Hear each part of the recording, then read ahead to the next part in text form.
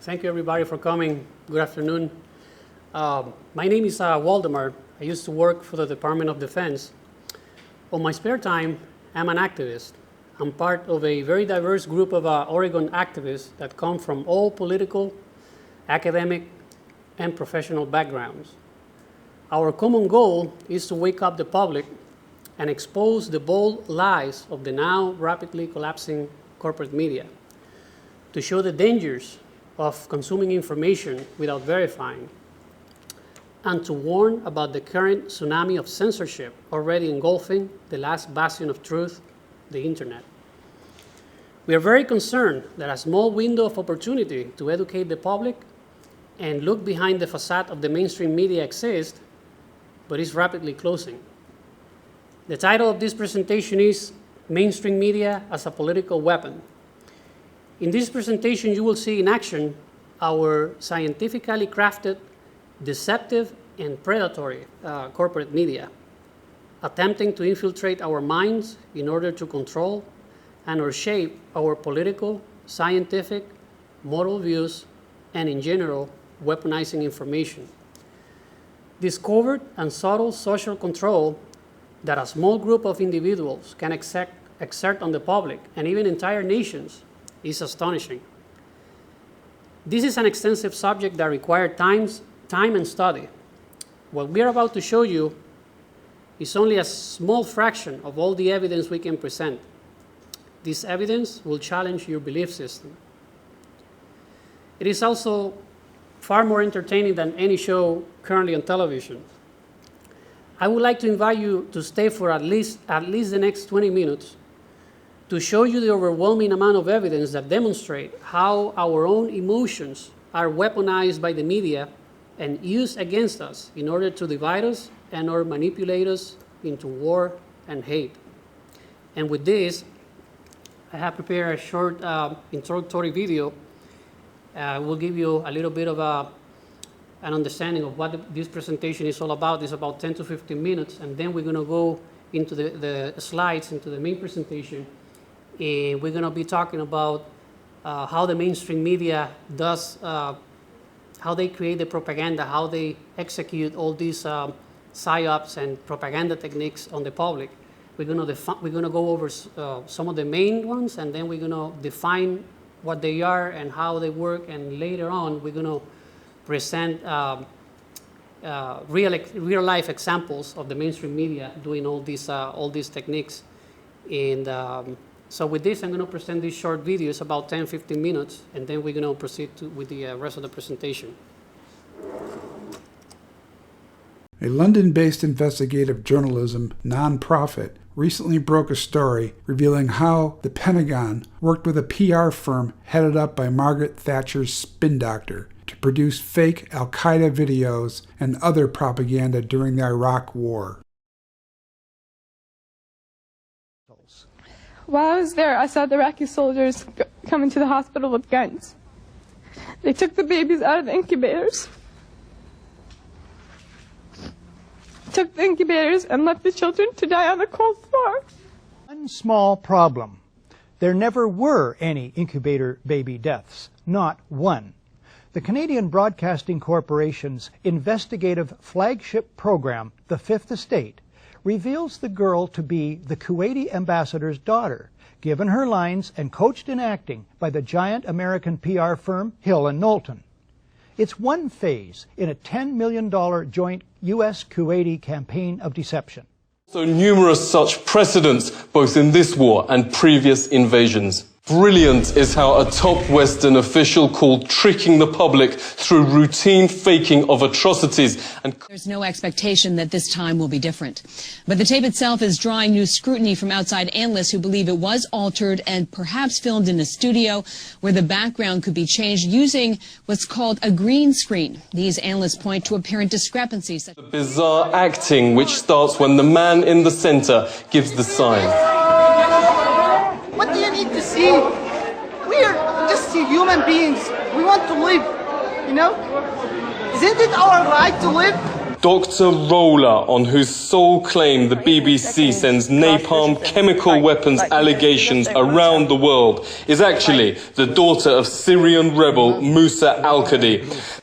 The Bureau of Investigative Journalism broke the story after it examined U.S. Army contracting censuses, federal procurement transaction records, and reports by the Department of Defense Inspector General, in addition to Bell Pottinger's corporate filings and specialist publications on military propaganda. It backed up its research by interviewing a half-dozen former officials and contractors involved in information operations in Iraq.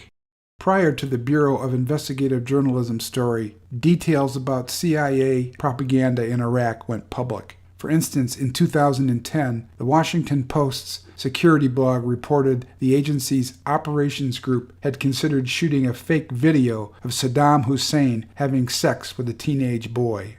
Although the Saddam video never made it off the ground, another project did. It depicted an actor playing Osama bin Laden, sitting around a campfire, drinking alcohol, and bragging about his gay conquests. The video, however, was never released. The Bureau of Investigative Journalism article exposes covert psychological warfare waged against not only the people of Iraq, but the world at large, including and importantly the people of America. The establishment media works in concert with the national security state and the military to convey in a positive light the foreign policy narrative of the global elite, distort the truth about its subterfuge and war crimes, and build consensus for its predatory agenda. Propaganda produced by the company ran the gamut of white, gray, and black psychological operations. It's disseminated by the military and the CIA, most notably through its Voice of America and the United States Information Agency at the State Department. Gray propaganda is also produced by the military and the CIA, but does not clearly identify a source. Black propaganda is deceptively attributed to another source and is associated with covert psychological operations. A successful PSYOP program will make them perceive things from the desired viewpoint. Psychological operations conducted by the government are numerous. One of the more infamous was Operation Northwoods. In his book Body of Secrets, author James Bamford reveals secret and long-hidden documents detailing a plan approved by the Joint Chiefs of Staff at the Pentagon. Operation Northwoods called for innocent people to be shot on American streets, for boats carrying refugees fleeing Cuba to be sunk on the high seas, for a wave of violent attacks to be launched in Washington, D.C., Miami, and other American cities. The terrorism would be blamed on Fidel Castro and the Cuban government. President Kennedy rejected the plan. More recently, military personnel from the 4th Psychological Operations Group, based at Fort Bragg, North Carolina, were embedded at CNN's Atlanta headquarters. In 2000, the Dutch journalist Abe de Vries published a story showing PSYOPs personnel, soldiers, and officers worked as regular employees at CNN through the Training with Industry program. De Vries told Counterpunch the psychological program was confirmed by CNN and military personnel. The military also used psychological operations on members of Congress. In 2011, Michael Hastings reported for Rolling Stone that Lieutenant General William Caldwell, a 3-star general in charge of training Afghan troops, illegally ordered a team of soldiers specializing in psychological operations to manipulate visiting American senators into providing more troops and funding for the war. Well, essentially what we have here is that an information operations cell, which is a cell that by definition is trained to conduct psychological operations and military deception, was asked by Lieutenant General Caldwell and his staff to use their skills on visiting U.S. senators and other VIPs. Now, the cell, this IO cell, was led by a gentleman named Lieutenant Colonel Michael Holmes. Lieutenant Colonel Holmes raised objections to being asked to do this. He said, hey, I'm an IO cell. Information operations is only supposed to be used for foreign audiences. It's a really bad idea to be using my team, because we specialize in psychological operations and whatnot, to be doing this. But the pressure kept on mounting on him to focus all his efforts not on the Afghans but on Americans visiting. Following his story and a less than laudatory profile of U.S. Army General Stanley McChrystal, Hastings died in a suspicious car accident. The secretive public relations firm assisted a number of U.S. military interventions in nations including Argentina, Colombia, Haiti, Iraq, Kosovo, Panama, and Zimbabwe. It organized and named the Iraqi National Congress, a PR front group designed to foment the overthrow of Iraqi dictator Saddam Hussein. According to the award-winning investigative journalist Seymour Hersh, the Rendon Group was paid close to $100 million by the CIA for its work with the Iraqi National Congress. The Rendon Group is credited with creating the Iraqi Broadcasting Corporation that broadcast propaganda in the country. Rendon also worked with the Bush administration to spin military strikes in Afghanistan. There is a war on reality, and the battlefield for that war is your consciousness. And the point of this is to create a system of control, a prison for your mind that gives you the illusion of thinking that you have freedom of thought or freedom of choice, or that you live in a democracy, for example, when in reality this entire system around you is all fabricated to force you into making certain decisions or taking certain actions or avoiding certain actions, all of which further the desires and the consolidation of power of the totalitarian regime in power. All so-called official stories or official narratives are really mythologies just restated in the language of truth, but rooted in distortions of truth. And yet they are accepted by people as reality because the fuel behind the myth is peer pressure or consensus or social acceptance. When you watch the news, let's say on CNN, for example, you think that they are telling you something that's true, and then that idea of truth transfers into your belief system, and now you believe that what they said was true because they reported it, but you never saw it. You weren't there. And so you're depending on third parties to tell you what's real in the world. Well, what happens when those third parties are deliberately lying to you, or withholding information, or falsifying, or distorting information? And that's actually the system in which we live. The media, government, institutions, academia, every sector of society is engaged in an elaborate scheme of lies and distortions, and yet they have the ambiance of apparent authority, and so they are believable by most people. And it is these institutions, media, academia, government, that create this fictional construct in your mind. You see, the media, government, and academia really only has to convince a certain critical mass of people of all of their myths and false narratives and official lies. And from that point forward, then those people will enforce those myths and narratives onto the other people who are incapable of what I call self-defense thinking. In fact, reason is the enemy of every government system of totalitarian control, because reason takes away the tools of control and social manipulation. If a person can reason through economics, or reason through geopolitics, or understanding the rule of law, or the branches of government, then that is a horrific threat to the systems of control and manipulation that dominate society today. And this is why every strong political argument that is stated during elections, for example, is not based on reason.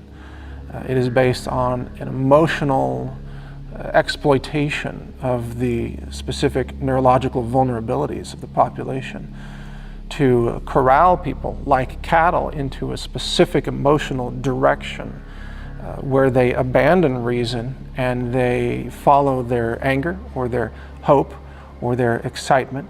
If you have a candidate who can give people chills when they speak, like Obama did, then it doesn't matter if anything that Obama said actually makes any sense. Because if he's giving people chills, then they have, in essence, bypassed the critical thinking parts of the brain or the psyche, and they've gone right into the emotional agreement which is far more powerful in terms of neurological control of individuals in society. And delusions in the media, everything's staged in the media. Virtually everything you see on CNN is either a half-truth or a complete lie, or is a distraction from the actual important news that you should be paying attention to. Mainstream media stages fake scenes. They set up studios and then act like they are on site reporting from a war zone, for example. They'll put two people in the same parking lot and act like one of them is a remote reporter somewhere else. They'll just stage it. It's so laughably obvious that they're manipulating this. They will use different camera angles to try to create the appearance of large crowds when it's just a small group of people.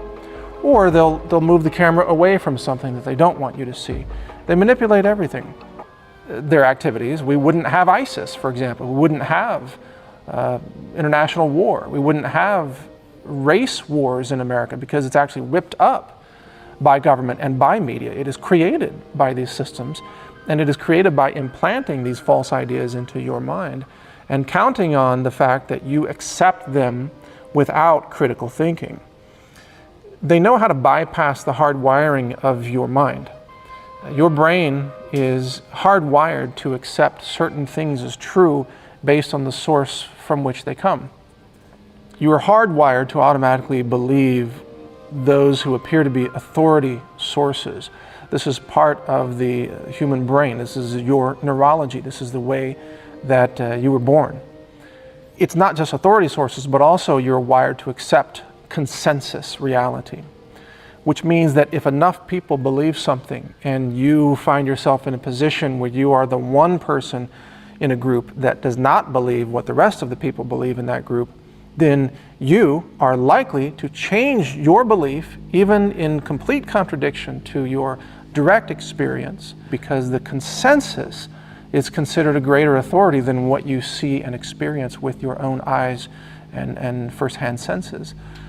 You feed them their information, you control the news media, you create the cultural myths, you create the language and you enforce the language, you restrict thoughts, you restrict words, and you in effect control the minds of all the people, you control their decisions, you control their votes, you control their entire belief system. And you do it without ever having to fire a gun or take anyone prisoner or shoot artillery or use tanks. You can occupy an entire nation by simply waging war on the minds of the people who live there. There are so many vectors of social control. We're taught false histories because, as George Orwell wrote, that if you can control history, then you can control the present. And if you control the present, then you control the future. And so one of the easiest ways for the system to manipulate individuals and control the direction of any culture or nation is to rewrite the history and reject the actual factual history and replace it with a propaganda version of history that supports the false narratives and the cultural mythologies that you're trying to augment as forms of social control or social engineering.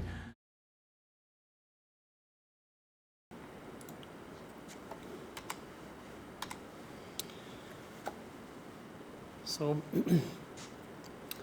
yeah, after that introductory video, I think we all in society, we are starting to get the feeling that something is wrong with the mainstream media.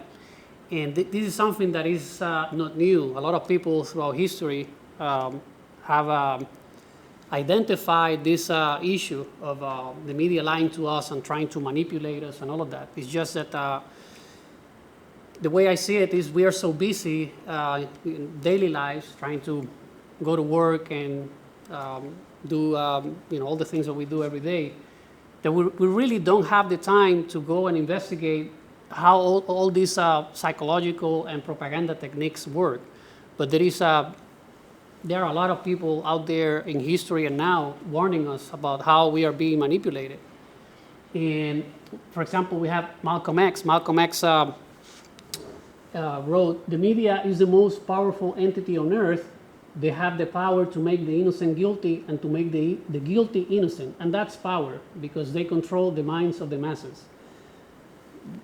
He has another quote saying, if you're not careful, the newspapers will have you hating the people who are being oppressed and loving the people who are doing the oppressing. And the guy, the father of propaganda, what everybody considers the father of propaganda, Edward Bernays, he wrote, propaganda is the executive arm of the invisible government. And that's exactly right. I think that we are all being manipulated across the board for many different agendas, whether it is foreign policy, whether it is domestic agendas. Every time a politician or a political ideology wants to drive their own thinking, they bring out all these techniques so that the public accept them, and once there is enough consensus, they can implement them, because at the end of the day, it comes down to public opinion. You know, they cannot do any of these things that they do, including war, if there is no agreement among the public, and that's what they're worried about. So I think that information warfare is far more important to these people right now than physical warfare, but they're capable of going either way. What is propaganda? I think it's important to define what propaganda is. But propaganda is a form of communication aimed towards influencing the attitude of a population towards some cause or position.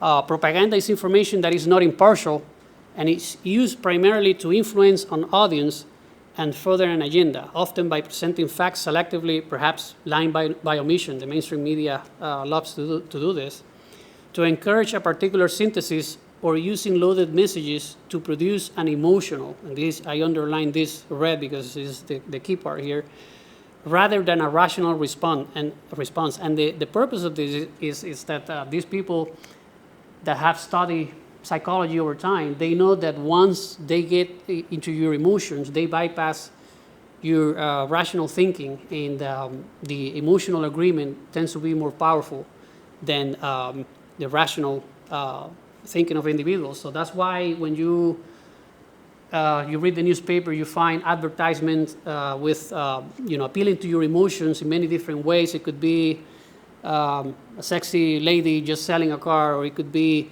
let's say something appealing to a particular religious group, or so. We're going to go through a lot of examples. But controlling information and controlling dissent are part of what goes into maintaining a totalitarian state. And this is a quote by Gerald Post, director of political psychology at George Washington University. So the government, specifically the military, they invest a lot of money in all these propaganda techniques. Like we saw in the video, the Pentagon has invested close to $1 billion, I believe it was, on creating fake news, fake propaganda videos, just to sell that to the public so that they can move forward with their agenda. Military psychological operations. What is a PSYOP? PSYOPs are planned operations to convey selective information and indicators to audiences to influence their emotions, motives, objective reasoning, and ultimately the behavior of governments, organizations, groups, and individuals. So this is huge.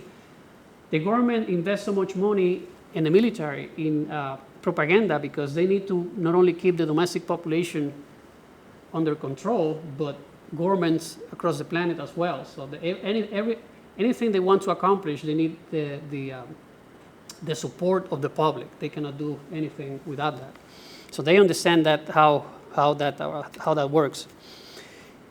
Propaganda was invented here in the United States, but the Nazis learned to use all these new propaganda techniques back in during World War II from the Americans. So they implemented all of that to manipulate their own population and drive their own domestic and foreign policy agendas. I have some quotes here from Joseph Goebbels. He was the Nazi propaganda minister in 1933, I believe. So the Nazis, they used to control everything from radio, cinema, theater, the news, everything, because they understood that their population wouldn't, they will riot or they will uprising if they knew how they were going, that they were being manipulated with all these techniques.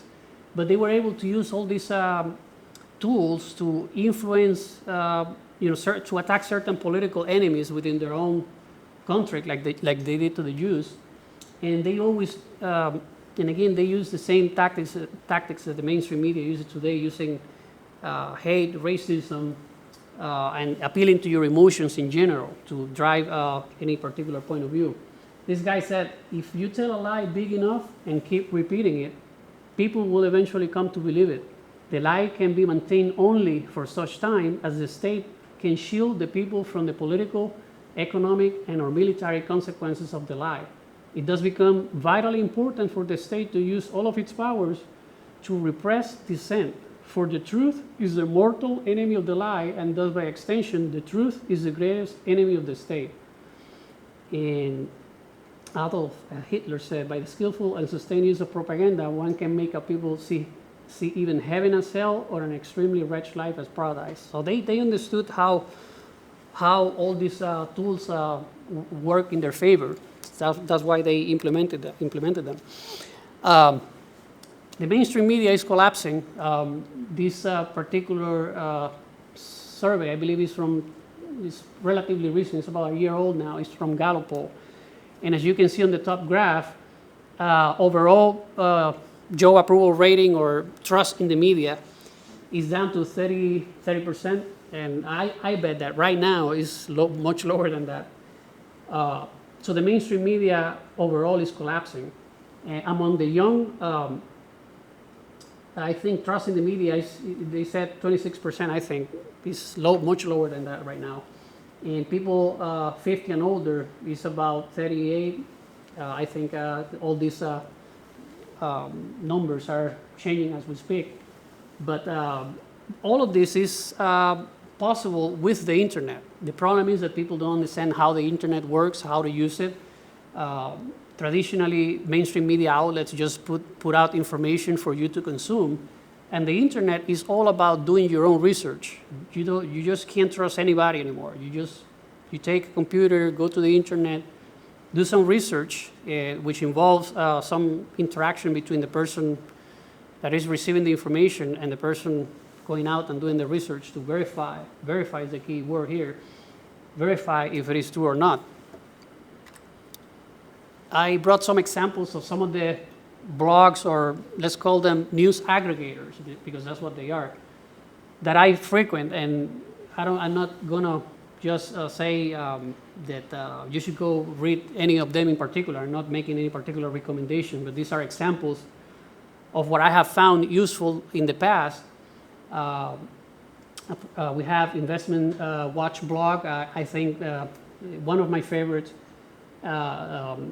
SGT report is similar. All of them are similar in the sense that they bring news from different websites. It could be the mainstream media. It could be a blogger out there, and everything is posted. It is your responsibility to find out if it is true or not. And you find all sorts of news, from nutrition to health to politics to other subjects that are not typical of what the mainstream media present you every day. And that's why they are popular, because people, while the mainstream media can be discussing something about some cat that just climbed a tree and the fire department had to come and bring it down, people are discussing important events happening all around the world. So one of my favorites is Zero Hedge. Zero Hedge, if you're not familiar with Zero Hedge,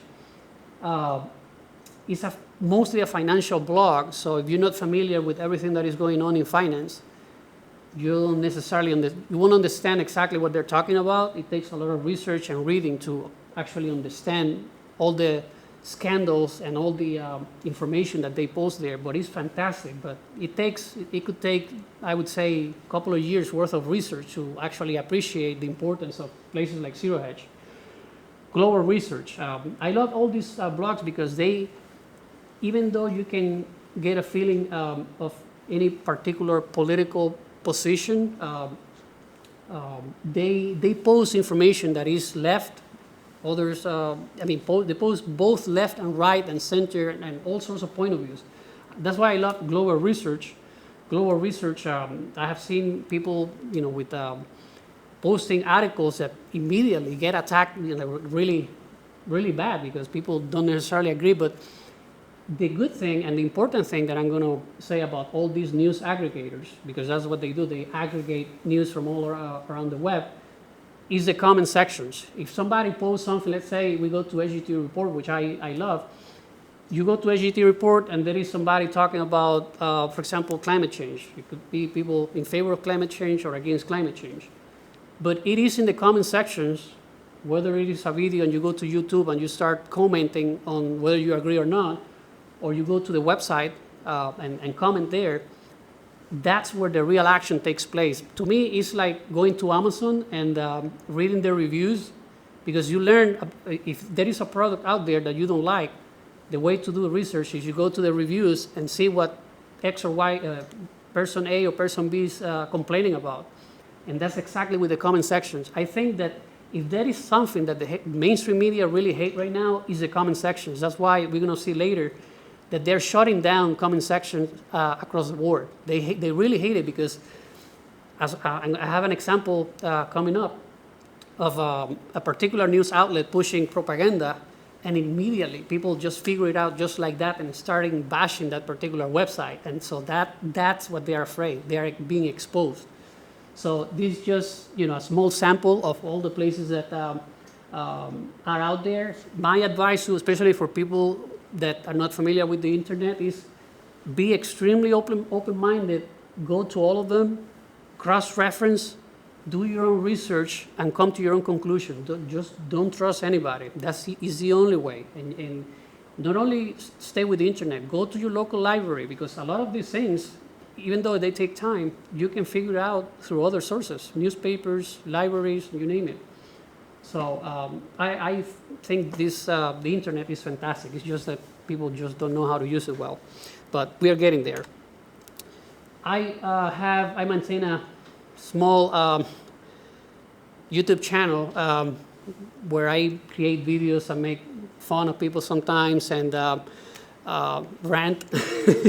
But I also try to compress information into short videos, because I have found, at least in my experience, that people don't have time to do the research that I have done over the last 5 years. It takes lots of time, lots of reading, and I'm like, no wonder people don't understand what's going on. So sometimes you watch a short video and then you go and verify those links, verify that it was actually said by the mainstream media, was actually said by a politician, or it was actually said by the government. You start getting a picture in a short amount of time of what's going on, and they're very, that's what a lot of activists are doing nowadays, is creating short videos just to wake up the public. So subscribe if you like my videos, please. We made a presentation last year. It was a little long, but I still recommend people to go watch it. We went into we covered other subjects, and we went into more detail. So just wanted to show you that. So the mainstream media, and let me show you this slide before I show you this one.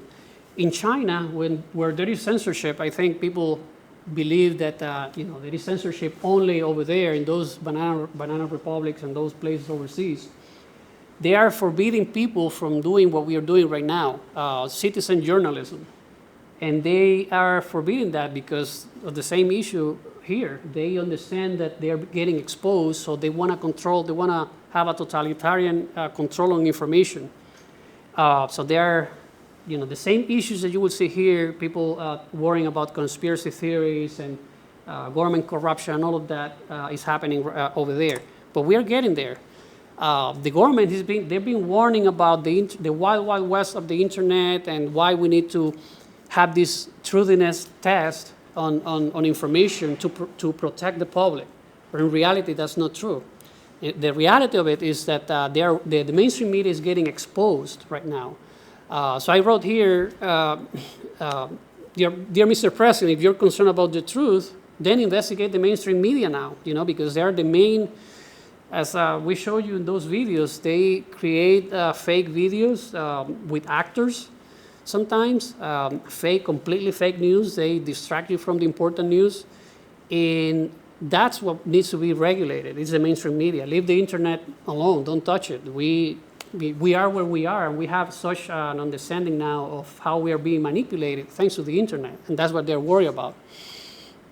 So, and again, this article, they're talking about President Obama. He made some remarks recently, and he's worried about everything that is inconvenient to the establishment right now is called a conspiracy theory. And I'm pretty sure some of you here understand what I'm talking about, but that's exactly right.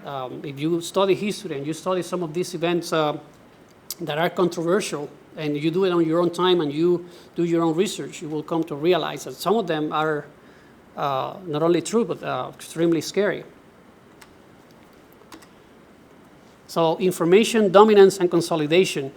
A few decades ago, there were thousands of independent media outlets. That's what is happening with the internet. There are so many people out there doing citizen journalism and doing their own research and all of that. And it's like every day I see somebody new doing some excellent work in all these areas. But back then, there were thousands of them, and little by little over many years, it got consolidated into pretty much 6 big corporations, and they control book publishing, they control what the kids read in school, entertainment, especially entertainment. Entertainment is extremely important to these people. Magazines, video games, software, and social media is very important to these people. A lot of many big places in the internet like Facebook, Twitter, and all these people, they are big, but they work very closely with not only the Department of Defense, but the establishment to drive their own narrative and their own political agendas. So you have to be aware that there is another internet out there where not everything that you see in the mainstream media, in the social media is true. And not only that, they usually distract you so that you don't pay attention to the real important stuff. So in this slide, I have a few quotes from people that are known in the media, and they understand how this game has been played for a long time. For example, we have Richard Salem, former president of CBS News, saying, "Our job is to give people not what they want, but what we decide they ought to have." Another quote: "News is what someone wants to suppress. Everything else is advertising." This is advertising.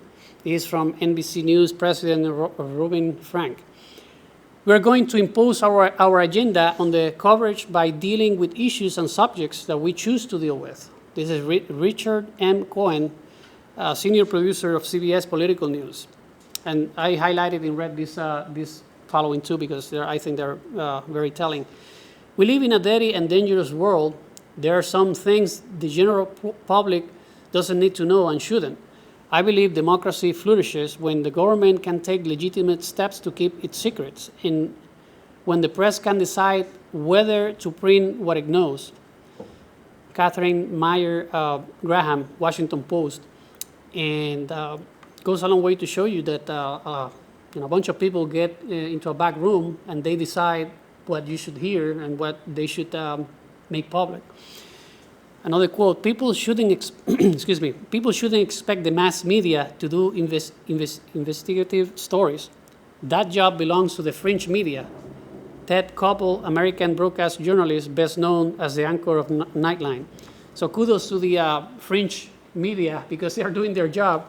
And that's why these people, again, are worried about the internet, because the internet is breaking that monopoly that for the most part, these 6 companies have right now. And I was just talking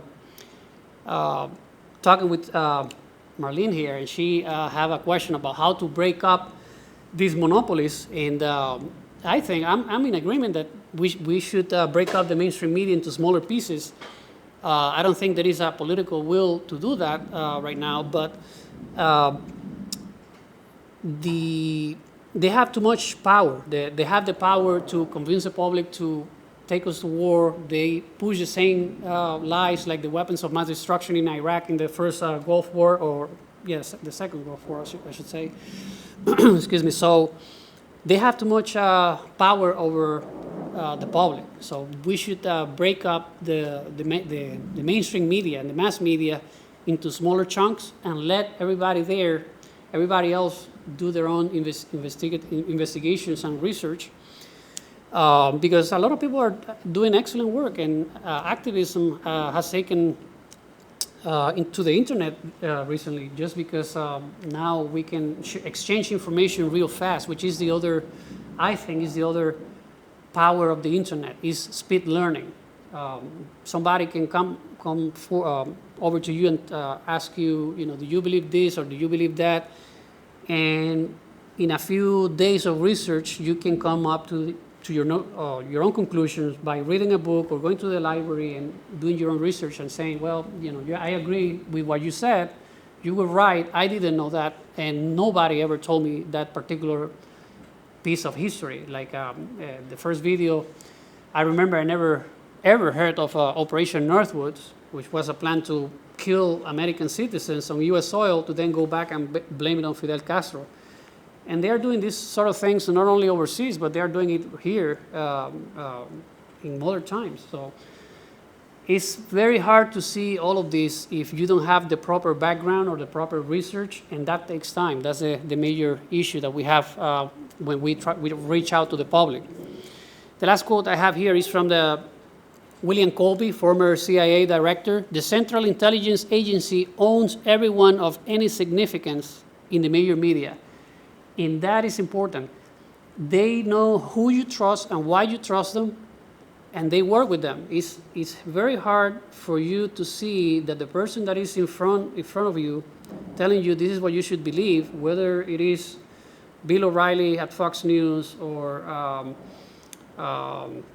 Rachel Maddow at MSNBC or Amy Goodman. If you trust that person, it's very hard for you to actually believe that they have agendas or that they are lying to you. And that's how it works. It's credibility. Once you break that cycle of credibility and you expose these people, you'll be able to see how they've been lying to you for a long time. That's what happened to me. So we're going to go real quick over some of these propaganda techniques of the mainstream media, how they do it, so that we can examine some examples that I have for you here today. And the source of this couple of slides is a place called Aletho News World Press. They have really good articles, so I want to credit them with this information. The first one is Framing the Debate. Debate a legitimate issue and ostensibly have both sides represented, but instead of the continuum of opinion, have one from the middle and one from an extreme view, and thus contain the debate to meet your ideological framing and goals. Alternatively, have a strong debater for one side and a weak debater for the point of view you would like to suppress. And the mainstream media do this all the time. And alternative news outlets, some of them that we're going to discuss here today, do the same thing too. So you have to be careful, not because it is on the internet, you're going to believe it. For example, reframe a debate about torture by, instead of debating the legality and morality of torture, debate the effectiveness of torture techniques. And I have a quote here from Noam Chomsky. I used to be a fan of Noam Chomsky, and I'm not a fan of him anymore because I found out, I did a lot of research on him, and I understand how he works with these people. For what I know, he used to take money from the Air Force, I believe, don't quote me right. And he knows about a lot of propaganda techniques and the use of language and how to implement it and all of that. So I have a quote from him here, and I can point out to other good research on Noam Chomsky that is you can find on the internet. But here it says, the smart way to keep people passive, this is about narrowing the range of debate. The smart way to keep people passive and obedient is to strictly limit the spectrum of acceptable opinion, but allow a very lively debate within that spectrum. Even encourage the more critical and dissident views. That gives people the sense that there is free thinking going on. while at the same time, the presupposition of the system are being reinforced by the limits put on the range of the debate. And programming the viewer's attitude. This very well-known technique that the mainstream media use all the time. It has become a very widely used propaganda technique. Cover a story complete with your ideological spin and then follow up with interviews of ordinary people, quote unquote, ordinary people who support your point of view, but frame it as the popular point of view or the point of view of the only point of view. So they want to create consensus. This is the main purpose of this technique, is to create consensus opinion, if you will. This same technique can be used on letters to the editor, emails to TV news hosts, or whatever else. Cherry picking of public opinion can be conducted without tipping off the viewer.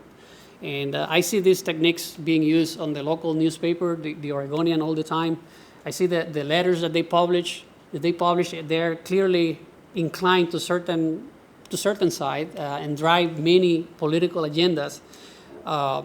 And it's a problem with all newspapers, not just the Oregonian. I've been trying to have my wife canceled the Oregonian, but we both love the art and entertainment section, which is about the only thing that I trust from the Oregonian. But it's a problem. It's a problem. If you have, we all have biases, but when people go beyond just a bias or a political ideology, and you're not impartial, you don't give people the same amount of time to present a particular point of view, and you have an agenda you want to push, then that's very dangerous, especially for the public. And they do this over time. I mean, changing a culture, influencing what people think can take decades. So they work very, very slowly, very patiently. They have a strong vision of where they want to take, a particular group of people over time. So they're very patient. Here is an example of a great article I found at Global Research. It has to do with Wolf Blitzer, the CNN anchor, and he was pushing the military-industrial complex. And this is the beauty of the internet, because anything that you say will be put there on the web, on a short video or on text, and people can go and reference, well, this guy said this at this particular point in time, so now we know who he works for. And in this case, the title of the article is Top CNN Host More Worried About U.S. Defense Revenues Than Dead Civilians in Yemen. So he was interviewing this guy, Rand Paul, and Wolf Blitzer said something along the lines of, well, are you worried that if we stop selling airplanes and tanks and weapons to all these Middle Eastern countries that, jobs over here will be severely affected? So that is some of those instances that are very telling on which side of the argument the mainstream media really is, and they are with the establishment, pushing a particular narrative. They don't care about the moral consequences of what we do overseas. So I'm going to leave all these articles and all these sources and videos and everything on the description of the file when we post this on YouTube, so you can go back and research, on your own time, all these pieces of news. The distraction technique. Instead of covering stories that matter, cover irrelevant, trivial stories about entertainers or celebrities and blow them up into grand productions so that you don't have to discuss anything that really matters. Or when something happens that you don't want to discuss, but ordinarily would be forced by popular opinion to discuss, generate a distraction of your own sensational making, which you discuss instead. So I can use an example that is probably politically incorrect, but I have found that some of the shootings, the police shooting, African Americans, for example, here in the United States, extremely troubling, no question about that. But I have found that not always, but in some instances, a drone strike overseas killed an entire neighborhood, while the mainstream media was focusing on this particular incident here at home. Again, it's not that incident is not important, but if you flatten an entire neighborhood and women and children die, or you bomb a school by accident or on purpose, or a hospital, that should be mainstream media, and primetime television news. So sometimes they work with the establishment to create a distraction, like, don't look over there what we did, but here, this is what you should be focusing on. And they use emotions, and that's why they always try, when there is something happening that enrages people, they cover that. When there is a Hollywood scandal, they rush there. It's not because it's what people want to hear, is what they decide that they're going to show you. It doesn't. I thought it was the other way around, but it is not that way. So the distraction technique is they use it very often with the omission technique to drive their particular agenda. The omission technique is the next one. This is simple. It's straightforward and effective technique. For news that doesn't fit your agenda, or news that might cause your advertisers or special interest supporters to withhold support for news that might not fit with the overall storyline and talking points, you just don't cover it. And I have found, I'm going to show you very interesting and very obvious examples of this omission technique. Once you study how they do it, with some examples, you will have the knowledge to actually see what's happening. When you first look at the mainstream media, it's not obvious, but hopefully with the next couple of examples, you will understand some of these techniques. This is an article from Investment Watch blog. In this case, they're talking about some leaked emails about how a particular political party is working with the media to, influence the public and what the public think about, in this case, the Democratic Party. But they do it with the Republican Party, and they do it with the establishment. It's got nothing to do. I mean, they work with the establishment at the end of the day. Is what I guess is what we should take away from this. Humanization and dehumanization, or personalization and depersonalization techniques. If you show dead bodies, it generates a reaction. And I understand now why the mainstream media always show you the atrocities of the evil dictators, but they never show you, the drone strike, the U.S. drone strike that killed everybody in the neighborhood, and you see the kids' guts splattered all over the floor.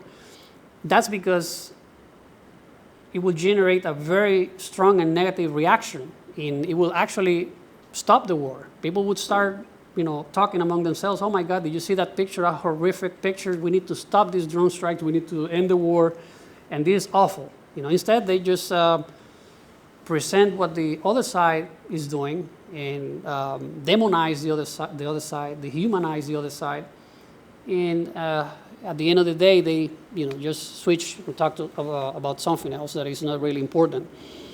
But they're always telling you that the bad guys are over there. And people are people. There are bad guys over there, and there are bad guys over here. No question about that. But to see all of this, it takes some time and research. Emphasis and repetition. They know, I don't know if you guys remember a few slides before when we were talking about Joseph Goebbels, Hitler's propaganda minister. His quote was, if you tell a lie big enough and keep repeating it, and they know that repetition is very important and very powerful. You keep repeating something to the public and keep going back to the same news or the same specific news story. People will come to accept and believe that because it's being repeated enough that nobody, at the end of the day, nobody will doubt that it's real, or it's not real. A shield, there's the definition of a shield. Invite often people with so-called credentials who pose as experts and professors and people with, academic backgrounds to present a point of view, but they don't disclose their financial interest or their ideological affiliations. Like lots of times you see these ex-generals talking in CNN and telling us what's happening overseas and how we should proceed and all of that, but they are paid people and they are deep in they have strong connections to the military-industrial complex. Just because they are retired, no, some of them are retired, that doesn't mean that they don't have a hidden agenda. So you should take everything they're saying with a grain of salt. Gatekeepers. This is an example of people that you trust, employ trusted personality who pretend to be on the side of exposing the media or government corruption, and who pretend to represent the common citizen, but who is in fact dealing with sophisticated agenda. An example of this would be, in my humble opinion, Noam Chomsky. Everybody trusts him. He has done good things.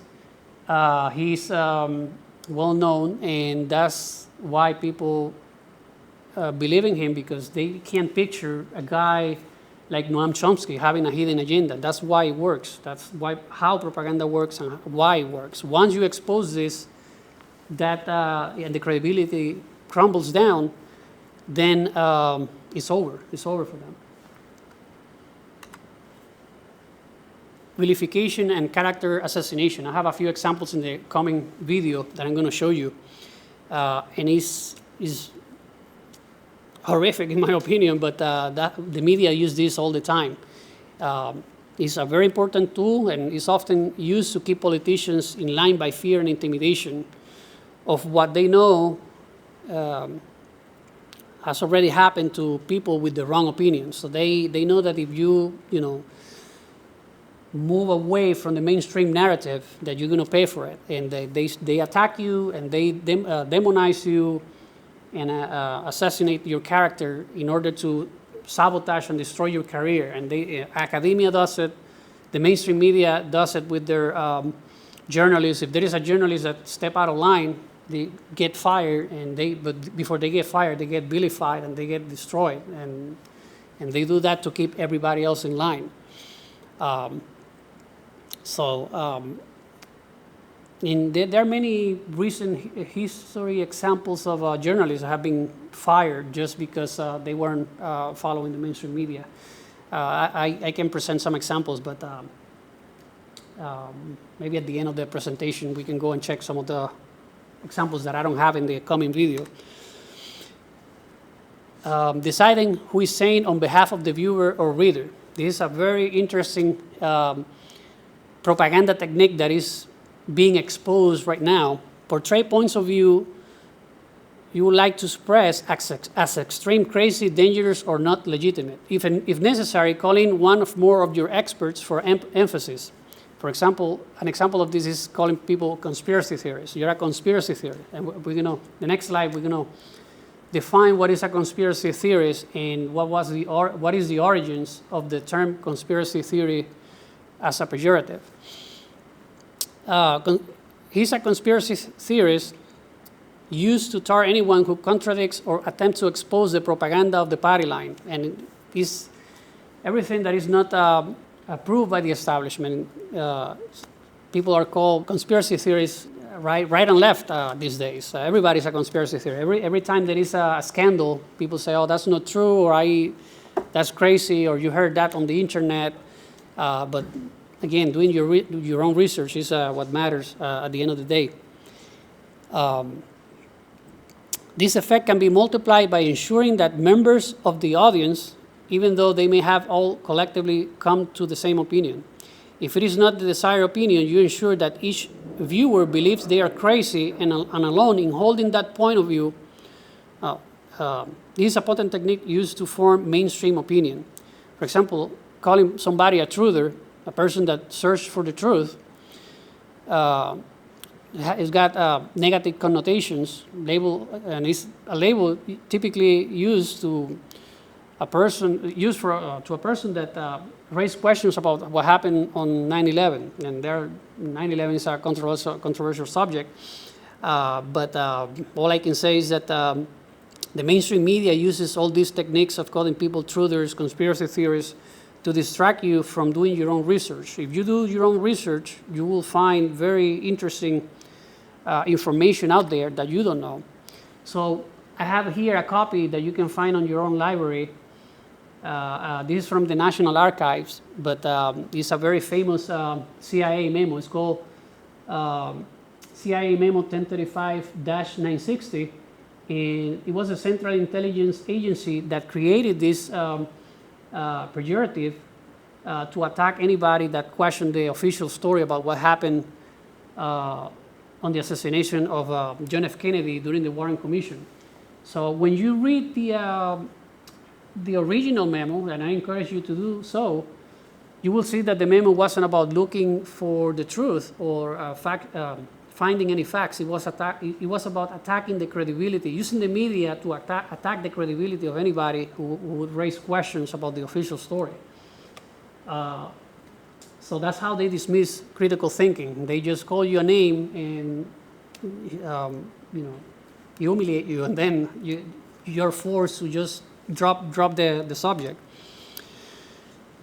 This from the memo: to employ propaganda assets to negate and refute the attacks of the critics. Book reviews and feature articles are particularly appropriate for this purpose. The aim of this dispatch, you're talking about the memo, is to provide material countering and discrediting the claims of the conspiracy theorists, so as to inhibit the circulation of such claims in other countries. And what happened back then, the CIA was worried about their own credibility and the credibility of the government. They were very and highly credible people and whistleblowers coming forward. So they created this pejorative of calling people conspiracy theorists to dismiss any questions that arose back then. And imagine if you were in their shoes, and obviously what they're doing is wrong, but back then, if it came out, for example, that it was the government who assassinated John F. Kennedy, imagine what would have happened back then. Divide and conquer. These days is a very powerful technique that the mainstream media use to keep us infighting, so that we don't do research and we dismiss each other's point of view. But it's very powerful, and for the most part, we are divided into thinking just either right or left. Apparently, there is no middle point or middle ground or other points of view that are not so much either black or white. But this technique, to define it, it is create a simple-minded divisions between groups of people to keep them distracted and arguing among themselves over mostly trivial issues. Use black and white, good and evil, and particularly the Fox left and right divide. Leave no room in the middle for discussion, as if all opinions or issues are binary. So they do this all the time. Humor as a propaganda tool. This is another technique that I have seen people like John Oliver and Jon Stewart from The Daily Show. And they use comedy to just ridicule people sometimes and to drive any particular agenda. And you have to look really hard to see any bias, either right or left sometimes. But believe me, I don't trust anybody. And once you study all these propaganda techniques and you learn to identify them and you see the examples, it becomes easier to spot all of these issues, and you can hopefully share some of this information with people out there in the public. Using anonymous sources, this is another one. Generate news using anonymous sources, saying, well, we heard somebody, a trusted source said, an anonymous person said this or that. This technique could range from misquoting to outright fabrication and lying. Leading the viewer or reader, that's another one. Don't you think that thing to be agreed with follows? Or, I know this, what about you? Most Americans believe this. What is your opinion? So that way you're leading the viewer into a particular point of view, just to try to corral somebody into a particular narrative. Everyone wants this. The best case is propaganda point follows. So they always, all of these, most of them, you typically bring somebody, some quote or somebody that is a quote-unquote expert, and that person will reinforce the belief that, you should believe that. Just because this expert and the majority of the people, there is consensus that this is the way we should think. May have technique. Use the word may have without providing any evidence. For example, Iran may have committed a cyber attack on the BBC. Associated Press, Iran may be cleaning up nuclear traces at military site. BBC News, Iran may boost nuclear program. But again, if you don't provide any evidence and you don't provide the public with the source of that research, it's open, it leaves the door open to people lying or lie to you without you ever knowing about it. So that's why it's always good to question and cross-reference and go to the library and go to the internet and check with different sources. So this presentation is about trying to help people to stop consuming information and start doing their own research, start processing information, and try not to trust somebody just because you have been watching and trusting that particular person over time. So with this, I'm going to show another video. It's about 10-15 minutes with some examples of how they do it, how they use cinema, how they use the mainstream media, how they use some of these techniques like character assassination, calling people conspiracy theorists. And then we're going to go back and examine some, in more details, some mainstream media or corporate media examples. So with this, let's go to the video real quick. Our nation is on the brink of yet another conflict in the Middle East, this time in Syria. The roots of the current upheaval in Syria lie in sectarian divisions, Sunnis versus Alawites. For decades, the nation has been ruled by the Assad family, first Hafez, and now his son, Bashar. Their government is made up primarily of members of Syria's Alawite religious minority. They ruled ruthlessly over the country's Sunni Muslim majority, using their extensive security and still existent Russian military support to maintain tight control. That is, until 2.5 years ago. A loose coalition of Sunni Islamist insurgents rose up against the Assad regime, creating pockets of resistance throughout the country and brought the battle to the nation's capital, Damascus. Most recently, reports came in that a chemical weapons attack by the Assad government killed nearly 1,400 Syrian civilians. This brutal action by the Syrian government on its own citizens crossed President Obama's red line. And now he has asked Congress for the ability to make tactical military strikes in Syria. The American people await their decision. Now, on to Egypt. Tuesday, MSNBC showed video of a man carrying a semi-automatic rifle and a pistol outside the building where President Obama was giving a speech in Phoenix. Arizona is an open carry state, meaning having a legal firearm in the open is permitted. But anchor Contessa Brewer injected race into the story, saying, here you have a man of color in the presidency and white people showing up with guns strapped to their waist. Which then sparked a discussion about possible danger to President Obama. The video was edited in a way in which you can't see the whole picture. Well, the truth is, the man featured there with the weapons was African American, not white. No one on air ever pointed that out. MSNBC never got back to us, but told Politico Brewer was speaking generally and not about that specific person with the automatic weapon. It's white supremacy and neo-Nazism, right? A lot of folks that have been involved with your campaign, supporters, there have been newsletters that have been accredited to you that have strong anti-Semitic, racist undertones, and I think the American public is curious about how you endorse or do not endorse or deny involvement with any of that, and that's why it's a relevant line of questioning. At the same time... So I've had that, you know, the first month after I was elected in 1976, I had a picture in a magazine. Here I was practicing physician for all those years, and I run for office. I had no expectation of winning. I win. I'm totally innocent. The first month, they put my picture in a magazine with a swastika.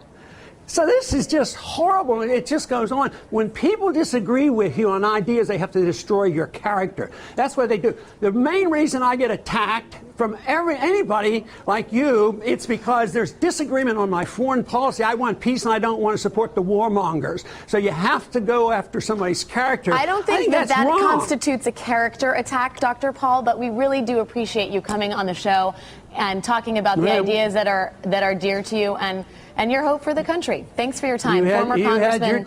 You had your chance. I hope I had my chance for my answer. Thank you very much. In consumer news, economic factors may take some spring out of the Easter Bunny step this year. Economic factors may take some spring out of the Easter Bunny step this year. Economic factors may take some spring out of the Easter Bunny step this year. Economic factors may take... Who are you really shopping for this holiday season? It's okay. You can admit it if you've bought an item or 2 or 10 for yourself. Well, it's okay. You can admit it if you have bought an item or 2 or maybe 10 for yourself. It's okay. You can admit it. You've bought an item or 2 or 10 for yourself. It's okay. You can admit it. It's Cyber Monday, a day on the retail calendar that can be enjoyed from a desk or the couch. Enjoyed from a desk or a couch. Enjoyed from a desk or maybe the couch. Enjoyed from a desk or the couch. Enjoyed from a... This is what I call trouble. I'm about to start here. I'm told by the experts on numbers around here at NBC and elsewhere that come June 7th, the day of the California primary, which your candidate, I totally understand, wants to get to and maybe have a chance of knocking off Hillary at that event, a big last hurrah, that at 8 o'clock that night Eastern time, the networks will be prepared, including this one, to announce that Hillary Clinton has now gotten over the top, that she will have won the nomination in numbers. It's done. What will that do to turnout if that's 5 o'clock Pacific time with 3 more hours to vote in California? Who will be least likely to vote? Sanders people from 5 to 8 people or Hillary? I've heard both theories. Well, I think will hurt your candidate? Information that has been put out in the public stream. Well, I got to stick with what I know. I'm not an official of the State Department, nor did I work in the Clinton Foundation. Do you have a problem with that commingling? First of all, Martha, the way I look at it, I've been a government official. So, you know, this notion that somehow or another, someone who is a supporter, someone who's a donor, somebody who's an activist saying, I want access, I want to come into a room and I want to meet people, we often criminalize behavior that is normal, and I don't see what the smoke is. Donna, do you owe the voters an apology for passing a question for a town hall off to the Hillary Clinton campaign? Sir, you know what? I wish when you got your facts, you read the emails. And I did read a lot of them. Well, you clearly did not read my email, sir. The Democratic National Committee, as Secretary Clinton alluded to tonight, was a victim of a cybercrime. You keep saying that, but the email was that you passed it along. Private emails were stolen from individuals that had no right being trafficked in the public sphere. We've heard this, but what about you passing a question to Hillary Clinton's campaign? Involved in CNN as... Do you have proof that it was Russia? Do you have proof that it was Russia? Sir, as we've stated, and the United States government has also stated, and if you would like a copy of the Department of Homeland Security and the information that they released 2 weeks ago, you're welcome to have it, but I'm sure you have it. But yeah, they also told us we had WMDs. Well, why should we trust this? Because we have ample evidence. We've been the victim of a cybercrime. We have ample... Trump's biggest lie is about the election itself, the integrity of the election. He is alleging a massive conspiracy. The system, folks, is rigged. Of course the elections will not be rigged. What does that mean? But when Democrats talk about a rigged system, they're paragons of wisdom. A sense of a rigged system. The game is rigged against them. So there's a sense the game is rigged. This is what a rigged economy is about. A rigged system. They'll do anything to rig the system for those at the top. The game is rigged. No, absolutely. Absolutely. You know what? We've been busting people in to deep fucking assholes for 50 years, and we're not going to stop now. If in the narrative all year that it was Trump supporters who were to blame for violence at Trump rallies. If you want to know what led up to Chicago tonight, that was Donald Trump's display of leadership. Candidate Donald Trump's rhetoric has escalated it. When it was clearly Democratic Party hired agitators who were responsible. So the Chicago protest, when they shut all that was us. Conflict engagement in the lines at Trump rallies. We need to start this shit right away. We have mentally ill people that we pay to do shit. Make no mistake. The whole point of it is we know that Trump's people will freak the fuck out.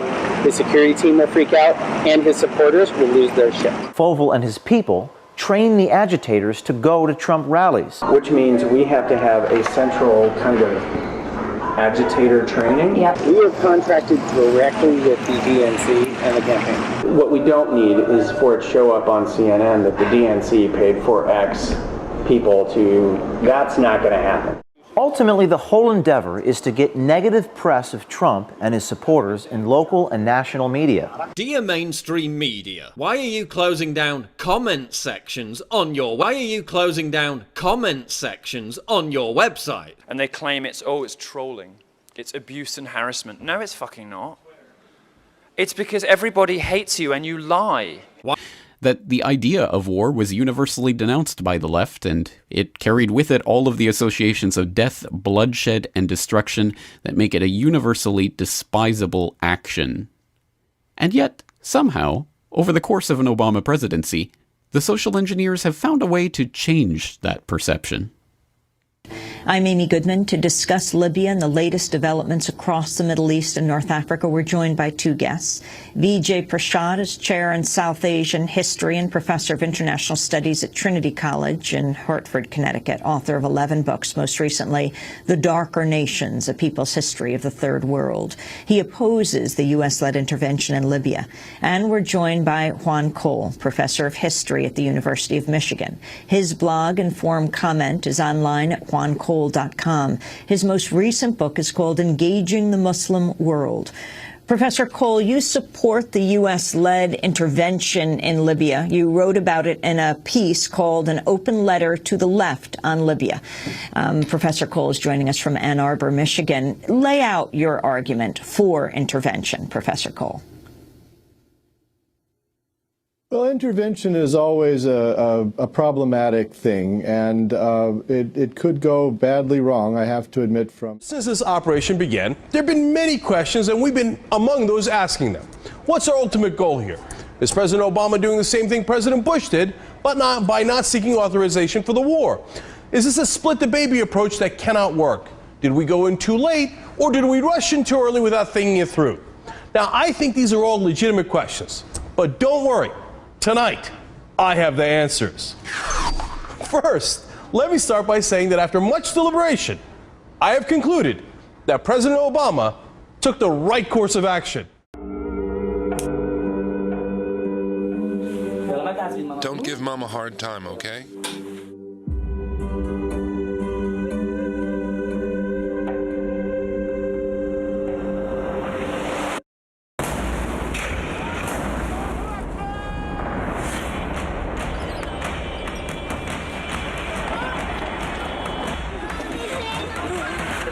Missile attacks on hospitals and schools in rebel-held areas has left up to 50 civilians dead.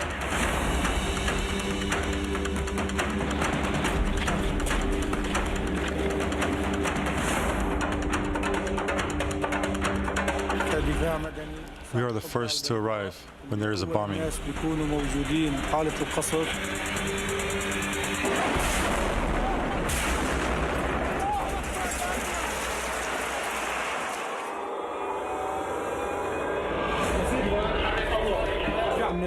Everyone knows the truth about Syria, but no one can stop the killing.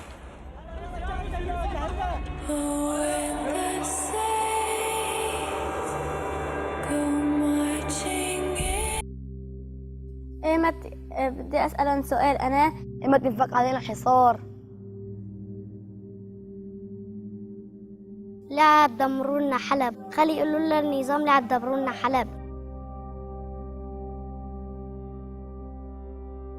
أنا بوجه لهم سؤالي إنه يوقفوا لنا هالطيران ويوقفوا لنا هالضرب عننا ويفكوا الحصار.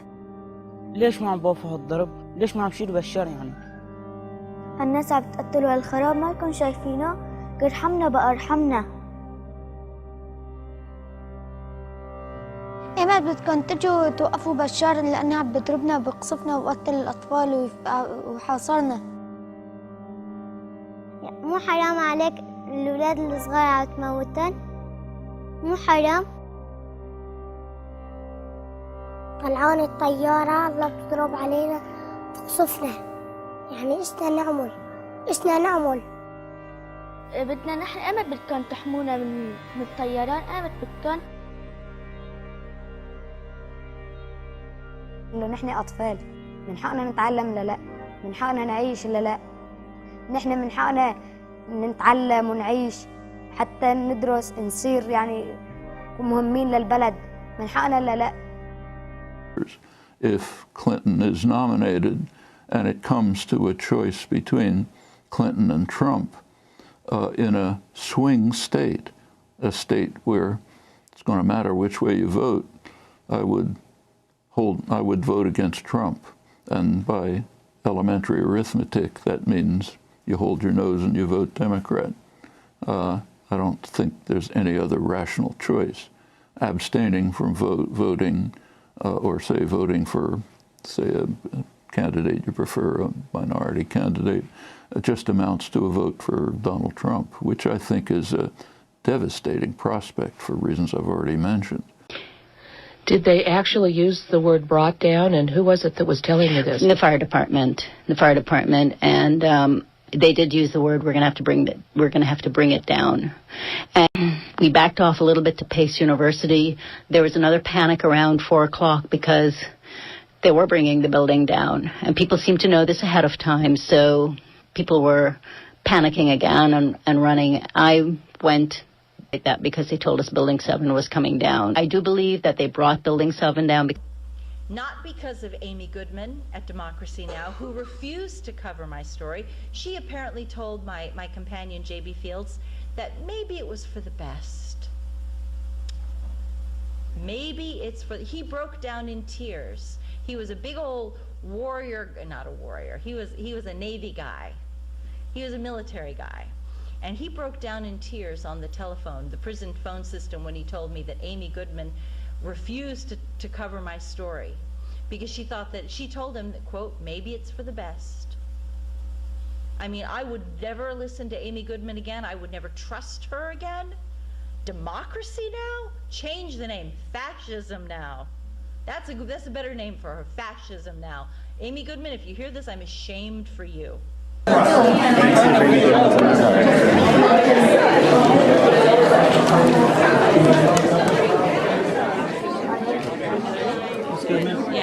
are changing. So one quick question for you. I know you were present for this event. Can you comment on World Trade Center 7 coming down? We know you were there for Sorry, that. I can't talk Do you right know now what because happened? we're just working. Just your comment. How do you think it came down? We're just about to do an interview, so we have to just if you could just give me a yes or no. Do you believe that?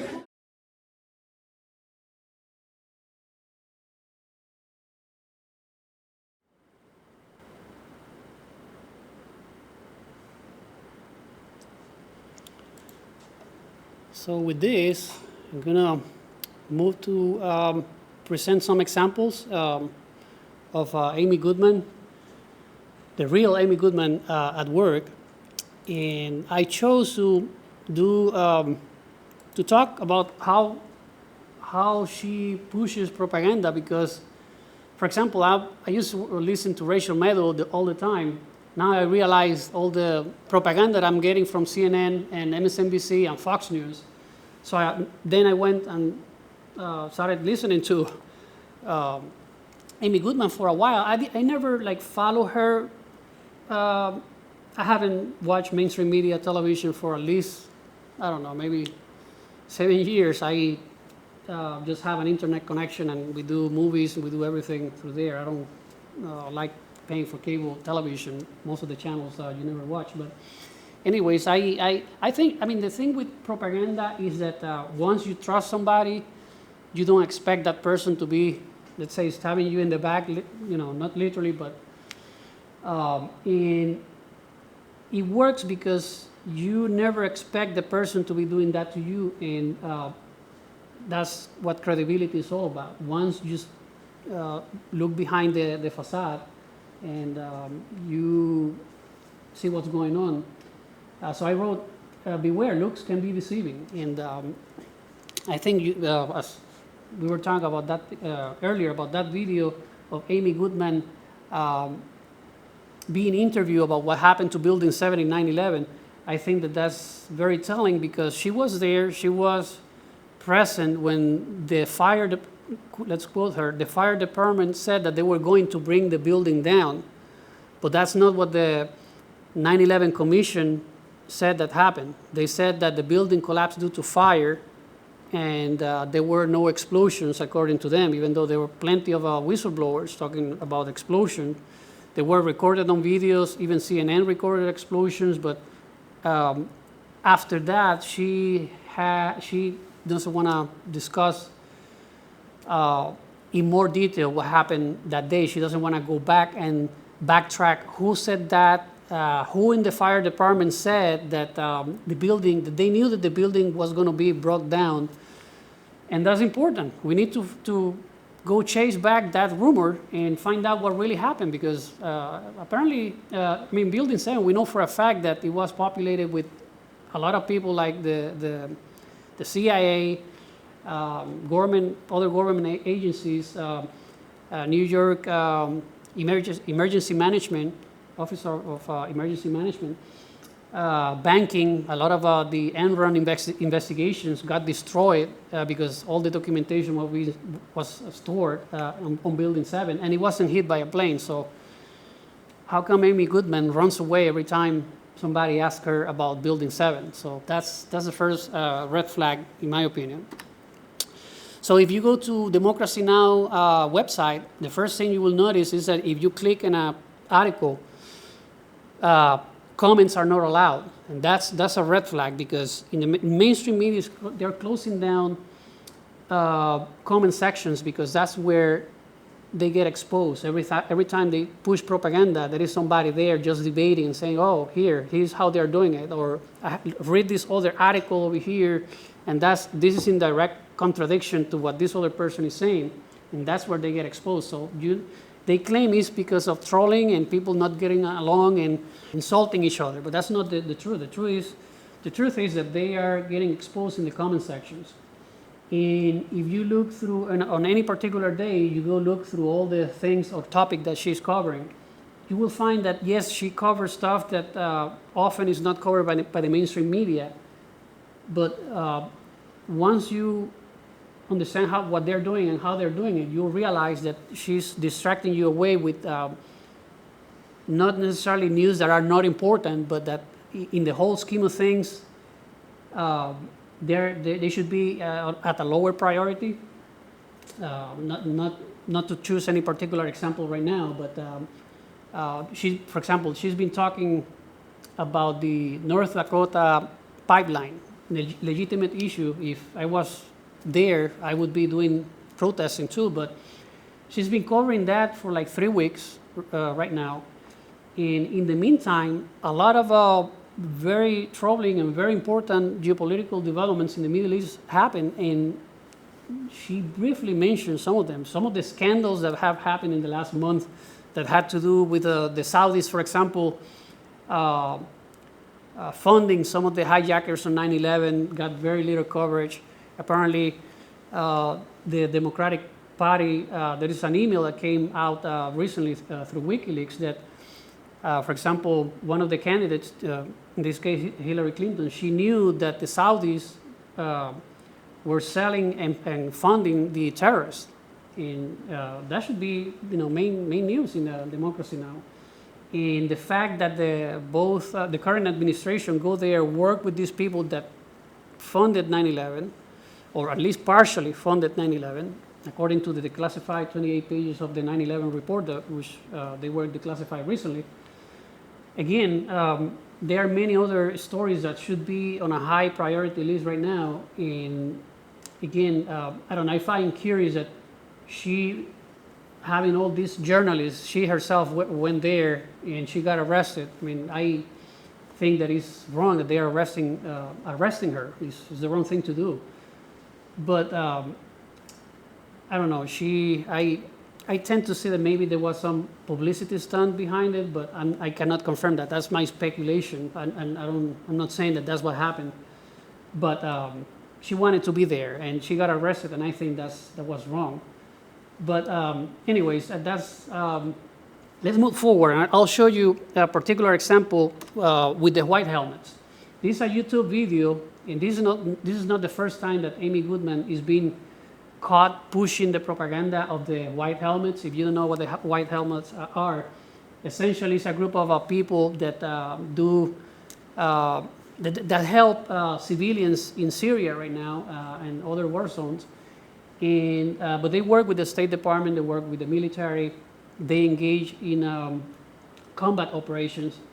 And this particular issue has been brought to her attention, and she not only pushes the same thing again, she runs the whole propaganda video with music and everything. And the purpose of it is to raise your emotions and have people on the left say, well, we have to do something about this. We just can't ignore all these human rights abuses by these evil dictators. We need humanitarian intervention. We need to send the drone strikes and the military there.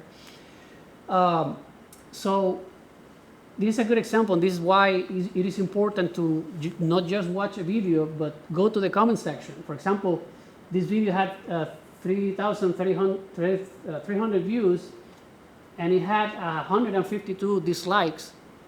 And I'm going to show you in the next some of the comments that people were writing below that video. That's why they hate the comment section. People were raging about Amy Goodman pushing the same white helmet propaganda over and over again. So let me read real quick. For example, this guy, first guy, wow, calling the white helmets heroes, democracy now? What are you thinking? Some of them are not very politically correct comments, but we did the same thing. We did this same thing in Libya, and they weren't on the petrodollar either.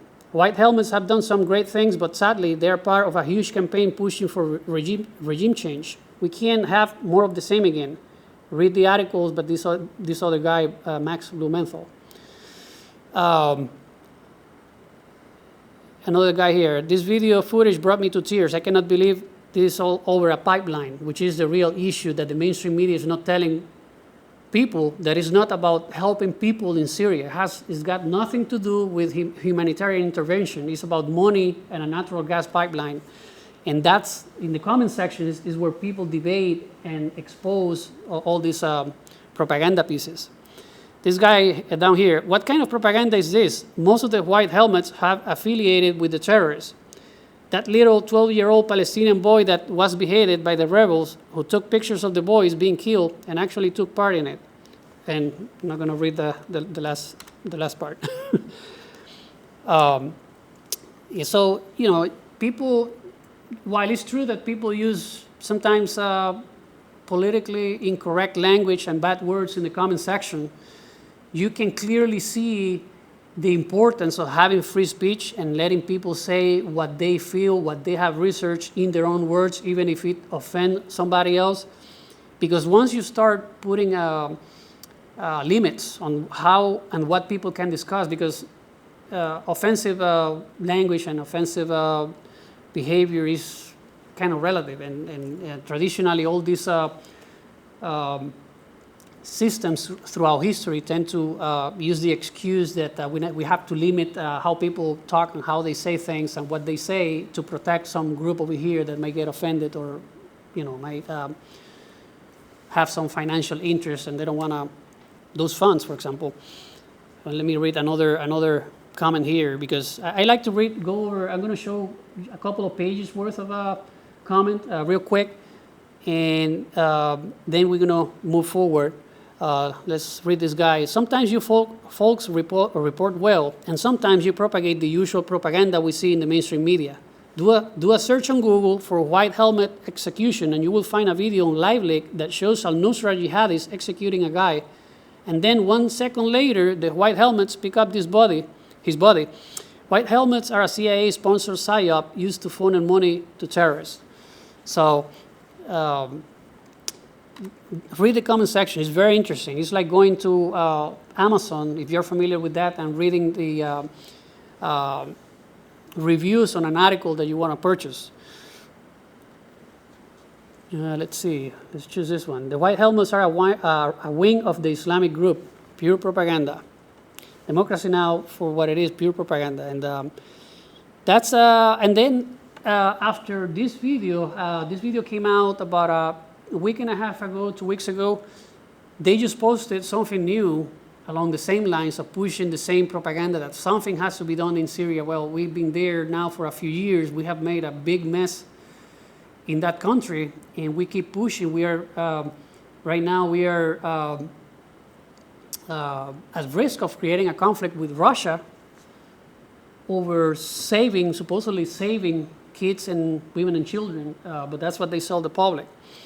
So anyways, I know some of these comments can be kind of disturbing to some of the readers or people reading it, but this is a video that I showed you earlier, and this is a propaganda piece created by the Huffington Post, and this is about a week old, and it immediately received a massive amount of dislikes. With only 700 views, it had 100 dislikes. People definitely are waking up fast, and they can see, that it was just, cheap propaganda trying to use the emotions, exploding the viewer emotionally to try to push a political agenda. And they understand all this, and they've been doing it for a while. So to go into more detail with what the work of Amy Goodman, as I mentioned earlier, she barely mentioned the fact that Obama vetoed the 9/11 sue the Saudis bill that came in the news. The mainstream media was forced to cover it, but this is very telling, because if we have, for example, a president that is working right now with a country that funded some of the partially funded some of the 9/11 hijackers, and there are families of the 9/11 victims that want to sue the Saudis, the Saudi government, to not only to come forward and admit that they did it, but to compensate the families. How come the President of the United States vetoed that bill that was later overturned by Congress? How come that this very important piece of news wasn't covered enough by Democracy Now! This is huge. So that's I think that's part of the distraction that she's creating, or the distraction that she's using with the Dakota pipeline. I think she's placing too much emphasis on that to distract people from so far more explosive and scandalous things that have been happening in the United States in the last few months. They behead people. They abuse women. They kill gay people. So, I mean, these are some of these WikiLeaks revelations tell us a lot about our political system, and we should be really concerned about what's going on in Washington, D.C. So, again, you can see how the mainstream media switches back and forth in between news stories, and they create distractions or talk about things that should be at a lower priority right now. And it's interesting that she refers to President Obama as President Obama, but when she refers to the president of Syria, she calls him the Assad regime. In propaganda, words matter, and I think that's used to dehumanize the president of Syria right now to drive the political agenda of the establishment. So here is a good example of how they bring an expert. In this case, this sociologist, a person with I believe she have a PhD from the University of California. And the title of this particular video is "What Drives Trump Supporters." I don't think she went as far as calling them the deplorables, but it shows you the intent of demonizing the political opponents.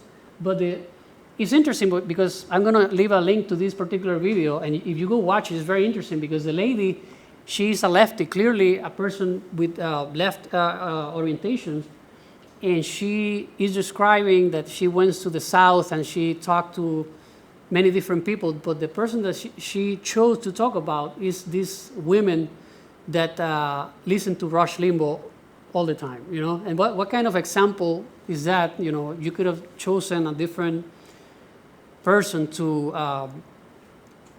to have a more representation of what the right, for example, is doing or how they think. But now she chose that particular woman that listens to Rush Limbaugh all the time. So I found that interesting. And then she describes how she had to turn off her biases to listen to this woman, and she's like, oh my God, what she was saying. But what's interesting is that at the end of the video, the woman is, you know what, now I understand what they're talking about. So she learned something during that trip to the South, and that's what it is all about. It's about listening to each other. So even Amy Goodman she looked surprised, like she wasn't expecting that this sociologist learned something from listening to her political opponent. So fascinating. It is another example that they use to drive a political viewpoint and to demonize the other side. For example, this video the title is Trump's Wall is Tantamount to an Act of War, Outrage in Mexico.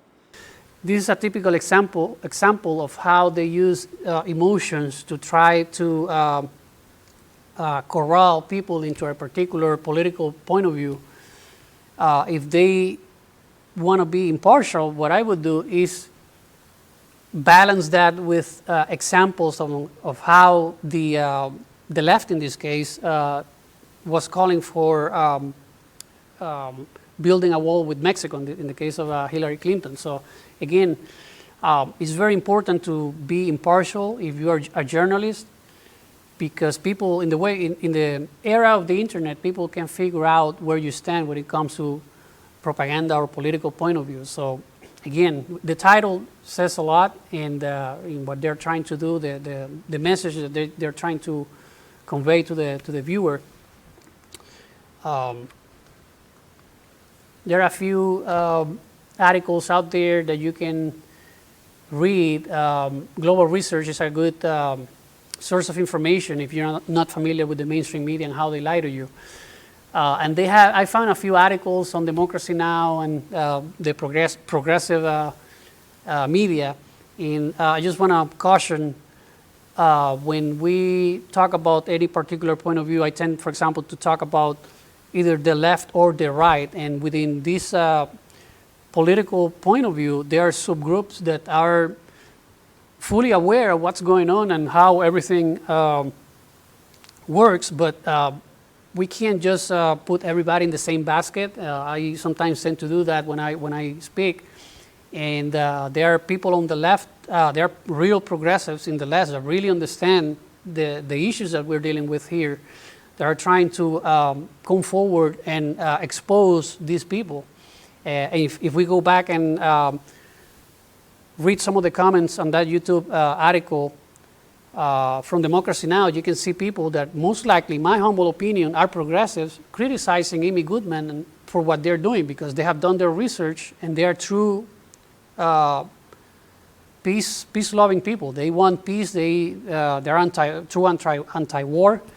So again, it's not like, for example, Amy Goodman doesn't do real journalism. Again, to look credible, you have to really work hard to present the news as impartially. But you can present 90% facts and then leave that 10% open to push a particular point of view. And I'm going to present an example with NPR in a moment. But if you go and read some of these articles on Global Research, criticizing not only Democracy Now!, but other people that call themselves journalists or alternative news outlets, that's where you learn how they operate, what they do, how they do it, and you can go to the documentation and read for yourself. And Amy Goodman, it is my understanding that she takes money from corporate donors. That makes her corporate media. If you are funded by viewers and people, small individuals or people from the public, that's one thing. But once you start accepting money from people like George Soros or for the Ford Foundation and all the usual oligarchs that fund the same mainstream media, then that, you know, people should question your motives. Here's another article that points to the fact that Democracy Now! have been exposed as pushing humanitarian intervention these last 8 years. And, you know, if you take a look at everything that is happening around the world and the Middle East, foreign policy in the United States doesn't change too much when we switch from one the political party to the next, left or right. The last 8 years have been a continuation of what people perceive was the agenda of the neocons. Neocons, neoliberals, they're in the same basket. They all work together to drive a particular foreign policy agenda. So again, I'm not going to discuss or read the whole article, but if you have a chance and you have time, go to Global Research and search for these particular articles, and you'll learn a lot about how the mainstream media works. And again, sometimes there are people that don't see this. They can't think that the people they trust the most have an agenda or they're lying to them. This, I call it, this is a door that you have to cross yourself. You have to read, you have to study, you have to be open-minded, and then come to your own conclusions. Don't let anybody or me or anybody tell you what you should believe about Amy Goodman and Democracy Now! They do excellent work, and the mainstream media do good work often. But again, it is not until you search, you research, and read that you understand how they are doing this. And apparently, for what I have been able to gather, there are people from all around the planet doing this research about the mainstream media in the United States. I think that this, for what I can tell, is a Greek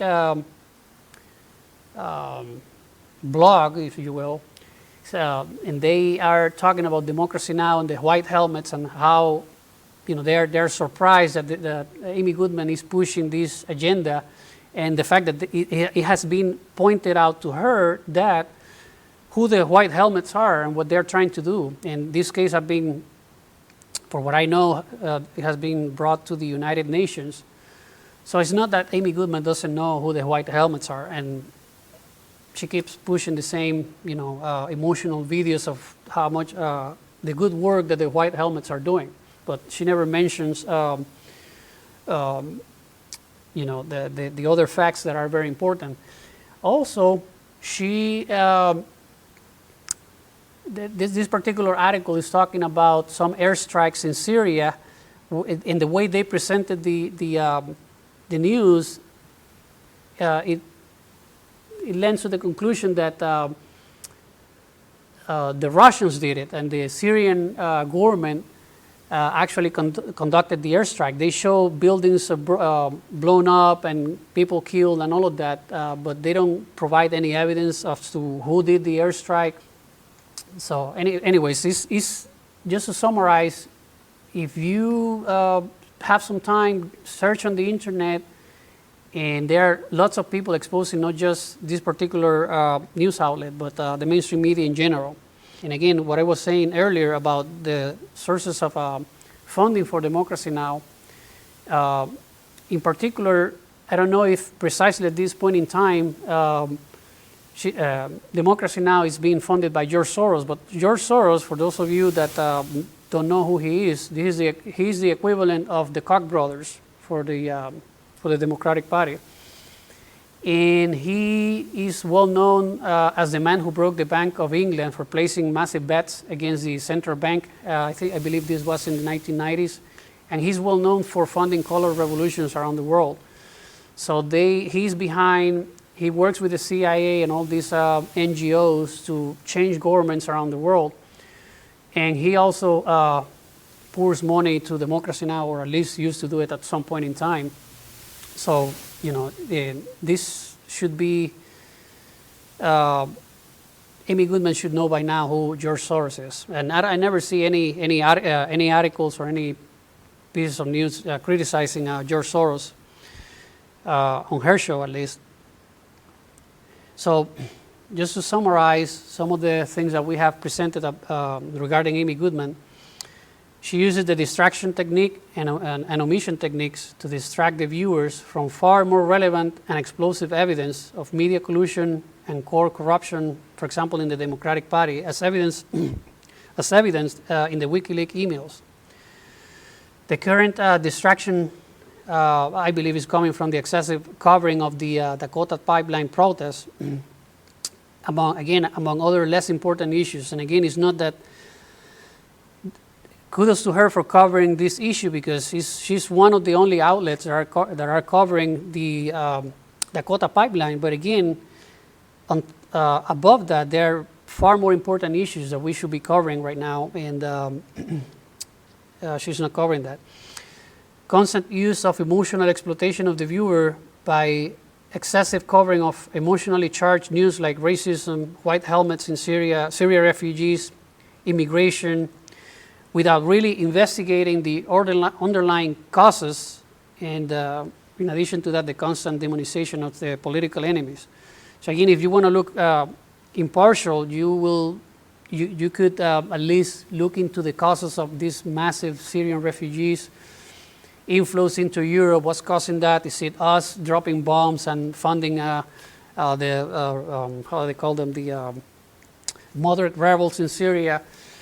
Why the issue with immigration? Again, this issue of immigration is very controversial, and people get really angry when you take a side on this issue. But I can present only my example. I come from the Caribbean. In the Caribbean, we have the same business model of people that don't, want to do certain jobs because they don't pay too much money. So there is a nearby island in the Dominican Republic. Come over to my island, Puerto Rico, to do jobs that the current population don't want to do. But at the end of the day, they get exploited. So that's what immigration is all about. The Europeans are doing it. The United States is doing it.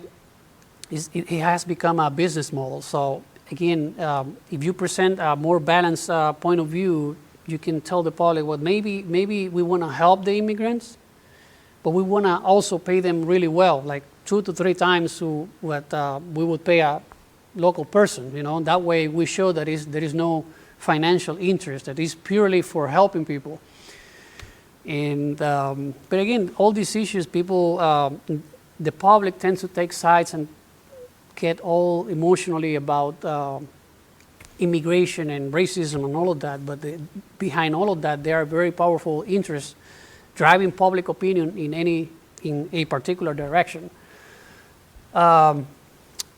Omitting important information like the revelation that, for example, Hillary Clinton knew that the Saudis and Qatar were funding ISIS and covered it up. This happened about a week ago through the WikiLeaks emails. I don't know, this is a scandal. This should be a scandal in primetime television that, our politicians from both sides knew that this was happening, and we are not going after them because probably they are politically connected. But again, the mainstream media should highlight all these very important developments, and instead they distract people with shows and news that are not as important. She didn't cover, for example, the pay-to-play scandal of the Clinton Foundation. Some of the videos that have come out about in the recent days about the Democratic Party had people, they were paying people to go to the political opponent's party to or rally to create disturbances and fight with other people and create chaos, just to blame it on in this case, Donald Trump. Again, some of these things should be in primetime television. Only a few stations have covered that. And again, it's just another example of what the mainstream media do, what they does, and how they do it. And like same thing with the vote rigging scandals that hasn't received enough attention. It is another example of calling, using again invoking your emotions to try to drive a political point of view. The title of this video, this is on YouTube, after running xenophobic and racist campaign, Donald Trump wins easily in New Hampshire. In my opinion, I mean, it's pretty clear that they're trying to character assassinate the political opponent in this case. You could easily write a different title for this particular video. And I have also, here is another example. As Trump rallies become racism summits, Linda Sarsour and Mohammed Elibiari debate Islamophobia. Again, racist summits, what you're implying is that everybody on the right is a racist. And again, the purpose of that is to drive your emotions against the political opponent. Again, if you want to look impartial, to me, Democracy Now! Is clearly left-oriented versus right-oriented. And if you want to look impartial, you will, in my opinion, rename the title of this video. For example, they're calling it As Trump Rallies Become Racism Summits. And the purpose of this is to drive the idea that everybody on the right is racist. And again, it's another very powerful propaganda technique that has been used for probably more than 100 years. As I showed earlier, there was a part of that video with the guy with the assault weapon, the black guy with the assault weapon at Obama's rally. And I inserted there, I believe, a poster of what the Democrats used to do 100 years. They used to call the Republican Party the party of the Negro. And the purpose of that was to demonize their political enemies. And then later in the 60s, they switched and they said, well, everybody knows that we are the party of racists. So now we're going to, for political purposes, we're going to bring the African Americans to us and the women to our side, and then we're going to call the Republicans racist. And it worked. I think the Democrats are very skillful propagandists, and they have used the racism as a political weapon for a long time, and it's well documented. Just a few, internet searches will demonstrate that they've been doing it for a while. And again, it's not that the Democrats only do these kind of things; the right do it too. Why isn't Democracy Now! Covering these scandals? One of the emails from WikiLeaks was exposed where Hillary Clinton talks about the fact that she knows that the Saudis and Qatar are funding ISIS, and only a few mainstream media organizations discuss this, but it's mostly on the internet where you can go and verify. Not only you can go straight to the WikiLeaks website and read it for yourself, but there are many summaries out there that you can read. And again, it's not that some of the news that the mainstream media is presenting are not important. It's that there are far bigger scandals on both sides of the aisle that we should be covering. For example, World War III, I think that we are very close to have a nuclear war with Russia right now. A lot of very respected analysts out there are warning that the situation is very dangerous. And again, the mainstream media, when I talk to the public, it doesn't sound like the people realize how, not just how dangerous, but how imminent it could be a confrontation with Russia based on what we know. And there are a lot of really good websites covering this story. Some of the ones that I covered at the beginning of the presentation are really good. If you want to quickly know what's going on in the world, go to some of those websites like SGT Report or Investment Watch blog. And again, there is a lot going on that the public doesn't know that is really dangerous if we don't pay attention to it. Again, it's good to know what kind of what's the latest sex scandal in Hollywood, but public is so busy with their daily lives. Most people have 2 jobs nowadays to support a family, and time is very limited to properly research and know what's going on. So that's the work that we expect the mainstream media to do for us. Again, the media has been consolidated to a point that just a few individuals can control what we see here and absorb as information. So please research. It's the only way that you will find out what's going on.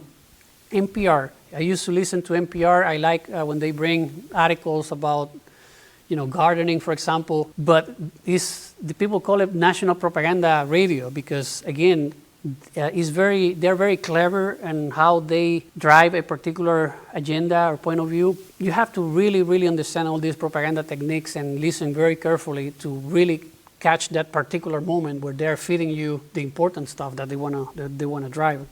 And I believe I have an example later on. I believe it was they were talking about the fact that people are concerned that the elections are going to be rigged. And they said, well, the candidate, Donald Trump, says that the election is rigged without providing any evidence. This is NPR saying, without providing any evidence. And then later they said, oh, yeah, but there are some isolated cases. But that was toward the end of the news that they were covering. So again, it goes to show you how they do it.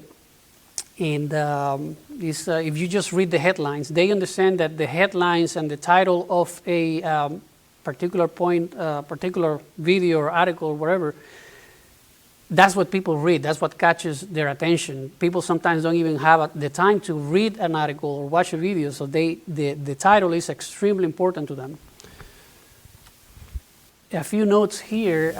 This is fascinating stuff to research. A few years ago, there was a video that went viral about a Japanese politician crying on the internet.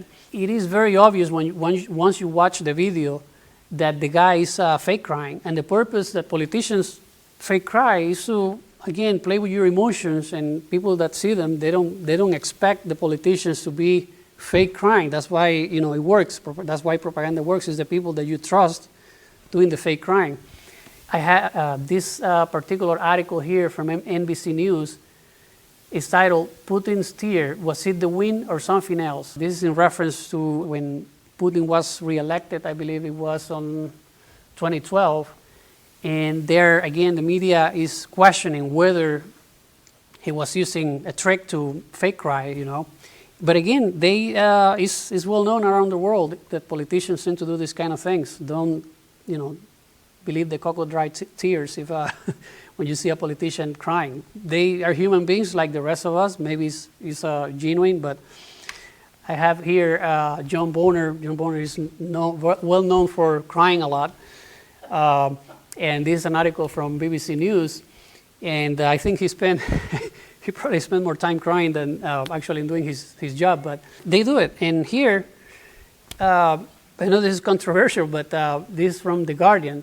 The title of this article is The Crying Game, How Political Tears Became Routine.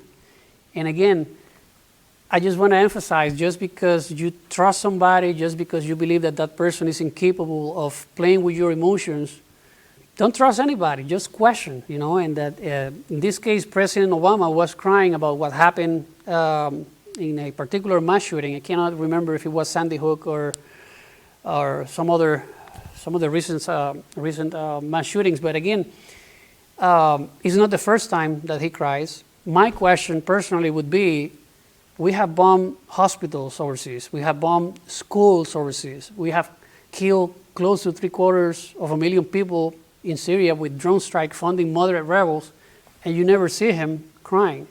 And some of these instances where he cries come with political agendas attached. So that's what in my opinion, there could be something going on.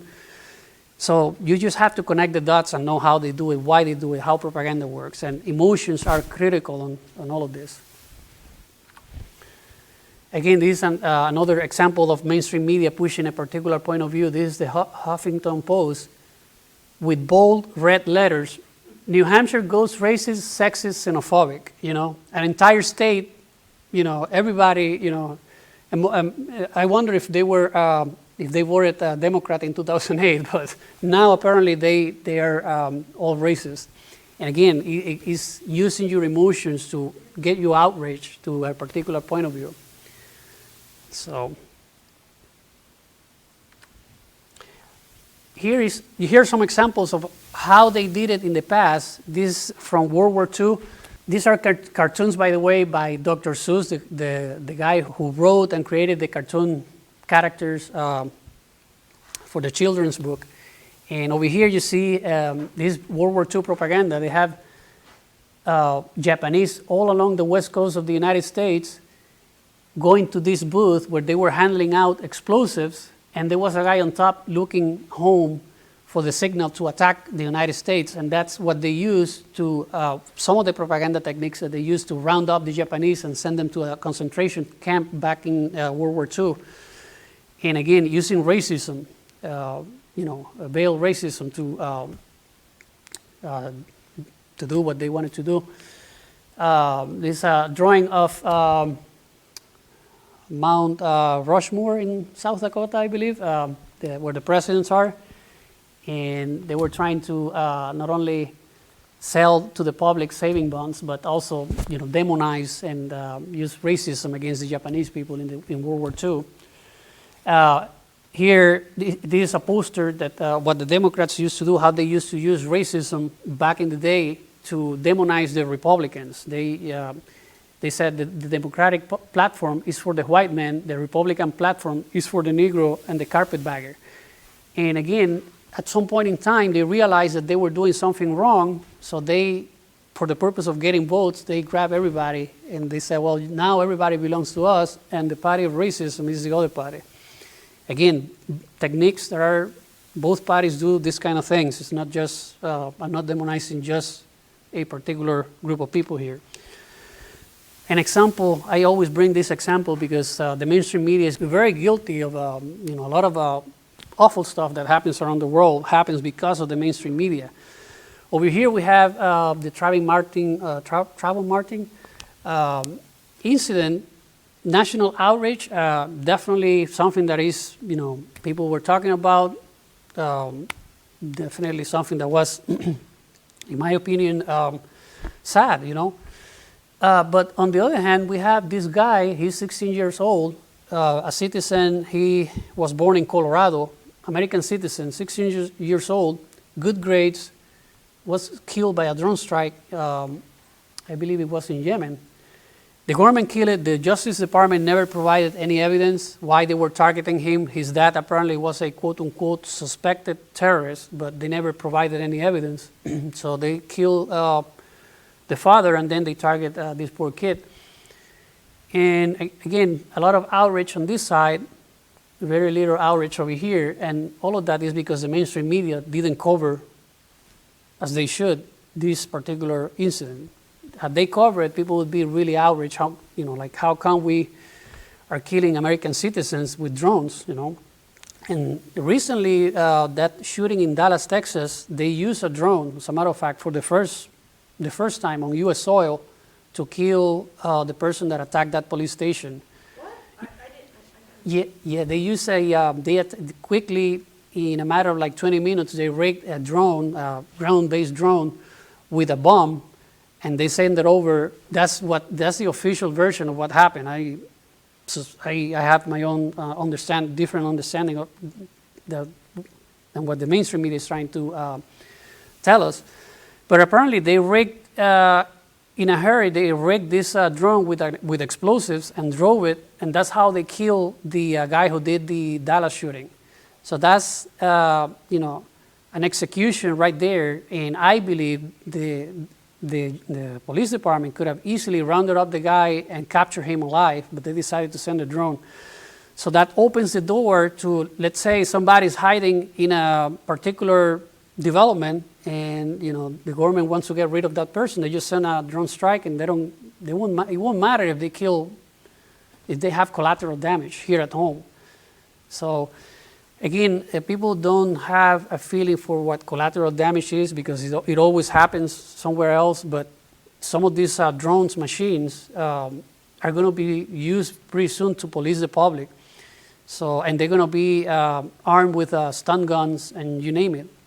So they're selling it as the latest gadget, but in reality, it could have a big effect on the public. This is a piece of artwork by a guy called Banzai7. If you go to that blog called Zero Hedge, they make fun of politicians, and I bring this up because I think that we have issues nowadays with political correctness and how people talk and how, what you're allowed to say and all of that. And I believe that, politicians shouldn't be off limits when it comes to criticism and making fun of them. And art is a way of expressing, a political point of view or drive a message or show new information that people doesn't know. So art is very important, and there are a lot of outlaw, if you will, artists out there, driving information that the mainstream media doesn't cover. Again, the New York Times, the New York Times is a piece of propaganda. I bring this another piece by this guy Banzai7, and again, it's to drive the point of a point that one political party is using sex scandal, which is standard political tactic. When election is closed, you bring some example of somebody makes some claims, and I bring this up because political correctness is a way to control how you say things and what you say, because somebody might get offended. No, I think that the free speech should be there. People should express their opinions in any way they perceive is necessary. And again, you do your own research, and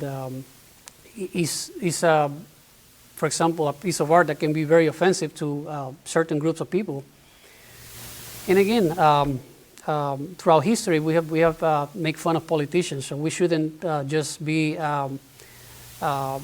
prevented from talking about certain things. And I know certain political parties work with the mainstream media, they work with YouTube, they work with Google to erase files and videos completely from the internet when they don't want something out. So that's very dangerous. And again, it opens the door for a lot of stuff. Oh, this is an example of how the mainstream media didn't cover some of these scandalous stories in detail.